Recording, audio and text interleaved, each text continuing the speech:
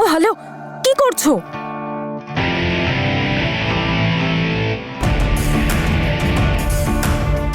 তুমি কি করছো এখানে? চা দিতে এসেছিলাম। তাহলে ডাকতে পারলে না? ডাকছিলামই, কিন্তু তুমি হাতটা ধরে। তাহলে তুমি দরজায় নক করতে পারলে না বলো? একদম সোজা আমার ঘরে ঢুকে গেলে। Get out of here. কি হয়েছে?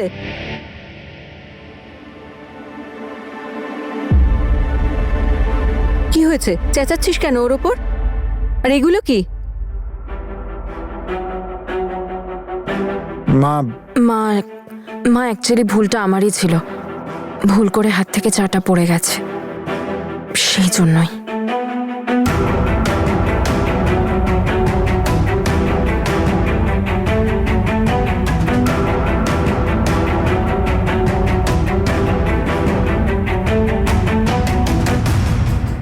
এগুলো কি রে?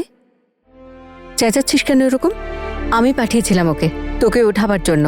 তোর বাবা ডাকছিলেন, আর শুধু চাই তো পড়েছে। এতে এত চেঁচাবার কি আছে?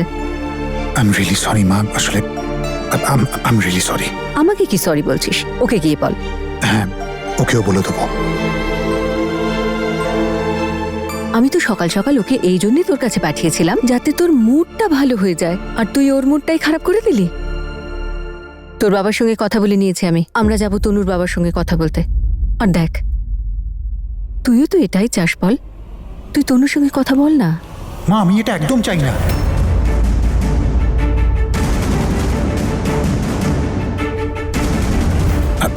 তুমি এখানে বসো, বসো এখানে। দেখো মা, আমি তোমায় বলেছিলাম না, এখন সঠিক সময় নয় এটা। তনু এত বড় একটা অ্যাক্সিডেন্ট থেকে রিকভার করছে, আর অনেকটা সময় ধরে ও আমাকে ওর খুনি ভেবে এসেছে। পোস্টার, তুমি বলো আমি ওর সাথে গিয়ে কি কথা বলবো? প্রথমে ওকে একটু সময় দাও। ওর মনে যত সন্দেহের বীজ দানা বেঁধে আছে সেগুলো বেরো। ওর মনটাকে পরিষ্কার হতে দাও। ও পুনরায় আমাকে বিশ্বাস করা শুরু করুক, তারপর গিয়ে আমি কথা বলবো। তো ততদিন প্লিজ তুমিও কিছু বলো না।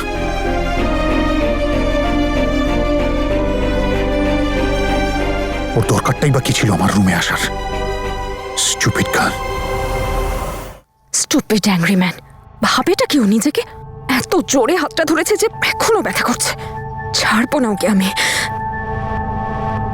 কি করছিলে তুমি এতক্ষণ ধরে? কোনো কথা হয়েছে কারোর সঙ্গে? কথা তো কারোর সাথে বলবো না, কথা তো তোমার সাথেই বলবো, সবাই তো শুনবে। আর আমি তো তোমার শাশুড়ির জন্য এতটা লেট হয়ে গেলাম। এনিওয়েজ, শোনো, সবাই মোটামুটি এখন হলেই আছে। সবার সামনে যদি কথাটা বলা যায় তাহলে ভালো হবে। তুমি ওই ক্যারামের কথাটা বলেছিলে না, আমি সেই ব্যাপারেও দাদু ভাইয়ের সাথে কথা বলে নিয়েছি। সবাই খুব এক্সাইটেড। ওকে, তুমি কোনো জিনিস নিয়েছো? হ্যাঁ, 1 মিনিট। এই দেখো, এর সাথে আমার আর অমৃতের অনেক স্মৃতি জড়িয়ে আছে, তাই আমার মনে হয় এটাই যথেষ্ট বাড়ির লোকদের সেন্টি করার জন্য। পারফেক্ট, এসো আমার সাথে।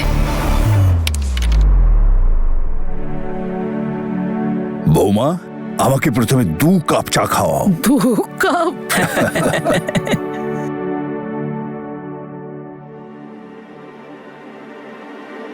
চলো তাড়াতাড়ি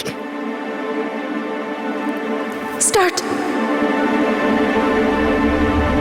না রে তনু, তুই প্লিজ কাউকে কিচ্ছু বলিস না। আমি কাউকে কিচ্ছু বলতে পারবো না এখন। এসব তুই কি বলছিস জ্যাসমিন? তুই তো বলেছিলিস আমরা সবাইকে সত্যিটা জানাবো, সেই জন্যই তো গেলাম গুরুদুয়ারায়। আর এখন তুই বারণ করছিস?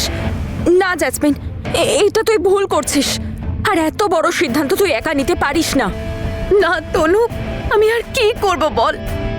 আমি এখন পরিবারের কাউকে কথা বলার অবস্থায় নেই। না জ্যাসমিন, এটা ভুল। আস্তে কথা বল তনু, কেউ শুনে ফেলবে। আমি তোর একটাও কথা শুনবো না। আমি যাচ্ছি সবাইকে না বলতে। তনু, তুই এরকম করিস না। আমি তোর সামনে হাত জোড় করছি, কাউকে কিচ্ছু বলিস না। আমার কাছে এটা করা ছাড়া আর কোনো উপায় নেই। আর তোর কি মনে হয় বলতো তনু, এটা কি খুব সহজ আমার জন্য? আমার কি ভালো লাগছে নাকি এসব করতে? তুই জানিস জ্যাসমিন, এক সন্তানকে শেষ করে দেওয়া কত বড় পাপ। সন্তান? আমি জানি রে তনু, কিন্তু তুই ভাবতেও পারবি না আমি এখন কি সিচুয়েশন ফেস করছি।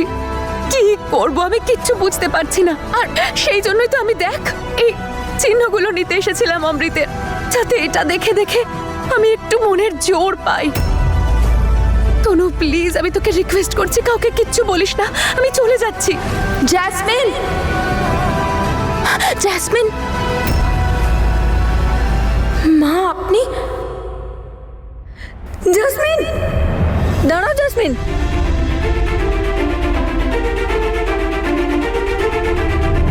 তুমি কি কথা বলছিলে তনুর সঙ্গে কিচেনে? সন্তান? কি বলছিলে তুমি? বলো কি বলছিলে তুমি? শোনো তনু, তনু কি কথা বলছিল তোমায় কিচেনে? বলো বলো আমাকে, কি বলছিল তোমাকে? বলছো না কেন তোমরা দুজন? জেসমিন চুপ করে আছো কেন? বলো কি বলছিলে তুমি সন্তানের বিষয়ে? দাঁড়িয়ে আছো কেন? বলছো না কেন? কথাটা কি ছিল? কেউ বলবে কি হচ্ছে? জেসমিন, মা কি জিজ্ঞেস করছে? কি হয়েছে? মা তনু, তুমি বল না কি হয়েছে?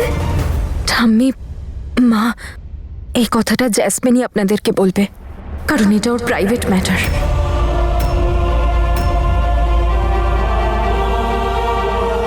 আমি আপনাদের বলতেও পারবো না যে জেসমিন কি করার কথা ভাবছে। কি করার কথা ভাবছো? এটা এমন কি প্রাইভেট কথা যে ও বলতে পারবে না? জেসমিন আমাকে সত্যি করে বলো, তুমি কি লুকোচ্ছ? তাড়াতাড়ি বলো। জেসমিনের কথা শুনে যেন এরা ওকে আপন করে নেয়।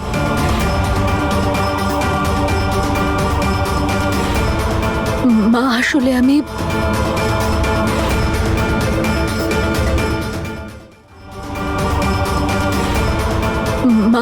আমি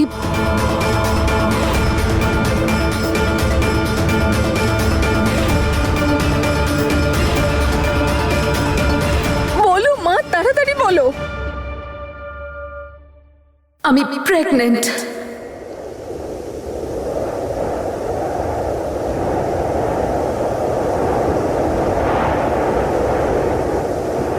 আমি অমৃতের সন্তানের মা হতে চলেছি।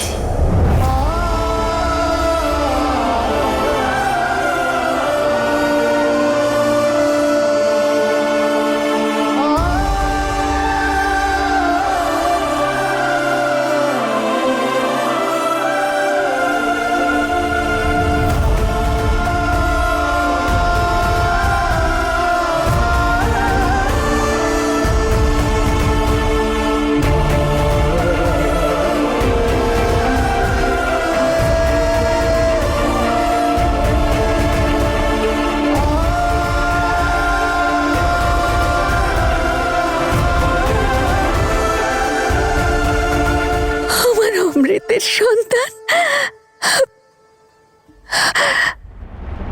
কিন্তু অমৃত আর এই পৃথিবীতে নেই, সেই জন্য তাই আমি সিদ্ধান্ত নিয়েছি যে আমি আমাদের সন্তানকে জন্ম দেব না।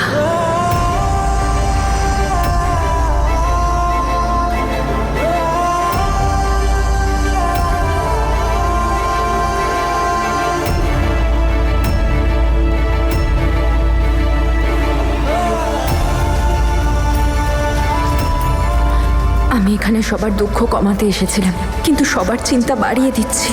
কোনো ব্যাপার না, একটা বাচ্চার জন্য যা করার দরকার আমি করব। না জেসমিন না, আমি জানি মা অমৃতের চলে যাবার পর তুমি শোকের মধ্যে আছো, কিন্তু তুমি ভাবো ও তোমাকে কত ভালোবাসতো, আর ওর চিহ্ন তোমার গর্বে আছে। একটু ভাবো মা, ওর কথা একটু ভাবো, এরকম করো না। ওয়াও মা, অদ্ভুত ব্যাপার তো। এতদিন ধরে তো আপনি তো আমার মুখটাও দেখতে চাইছিলেন না, আর এখন হঠাৎ করে আমাকে এত ভালোবাসতে শুরু করে দিলেন। সেটা কেন? আমার তো এখন থেকেই টেনশন হচ্ছে। এখনো তো আমার সন্তানের পৃথিবীতেই আসেনি, তাতেই আপনারা এরকম করছেন। তাহলে পরে কে জানে আপনাদের কি অবস্থা হবে। দেখেছিস তো তনু, তুই এরকমই করে এরা সবাই। এই হলো আমার জায়গা ওদের সবার মনে। দরকার পড়লে আমি সব, আর যখন দরকার ফুরিয়ে যায় তখন আমি কেউ না। বলুন না আপনারা এরকম কেন? এতদিন তো কেউ একবারও খবর নেননি যে জেসমিন বেঁচে আছে না মরে গেছে। তাহলে হঠাৎ কেন এত চিন্তা করছেন আমার? কেন এত ভালোবাসা আপনাদের আমার জন্য? দেখতে পাচ্ছিস তনু, সেই জন্য আমি এই সিদ্ধান্ত নিয়েছি। আমি সিদ্ধান্ত নিয়েছি যে আমি এই সন্তানকে পৃথিবীতে আনবো না। না মা না, তুমি আমাকে ক্ষমা করে দাও। ওই অমৃত আমি জানি মা, আমি জানি অমৃতা আপনার প্রিয় ছিল, তনু আপনার গোটা পৃথিবী, কিন্তু আমি তো আপনাদের সবার কাছে অপয়া। এই বাড়িতে জোর করে ঢুকে পড়া বউ, যাকে আপনাদের ছেলে কিন্তু প্রাণ দিয়ে ভালোবেসেছিল, কিন্তু আপনারা সবাই মিলে যাকে শুধুমাত্র অপমান করে গেছেন। শোনো মা, তুমি আমাকে অনেক বড় খুশির খবর দিয়েছো। আমি যা কিছু তোমার সঙ্গে করেছি তার জন্য আমাকে ক্ষমা করো। আমার ছেলেটার চলে যাওয়ার জন্য আমার মাথা ঠিক ছিল না। না মা, আমি এমন একটা সন্তানের জন্ম দিতে পারবো না যে জীবনে কখনো বাবার ভালোবাসা পাবে না।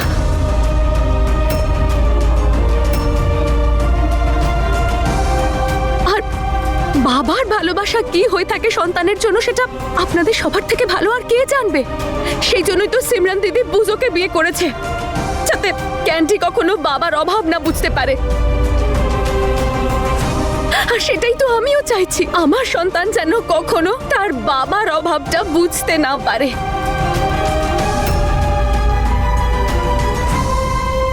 আর অমৃত এখন এই পৃথিবীতে নেই, তাই আমার কাছে এখন চয়েসও আছে।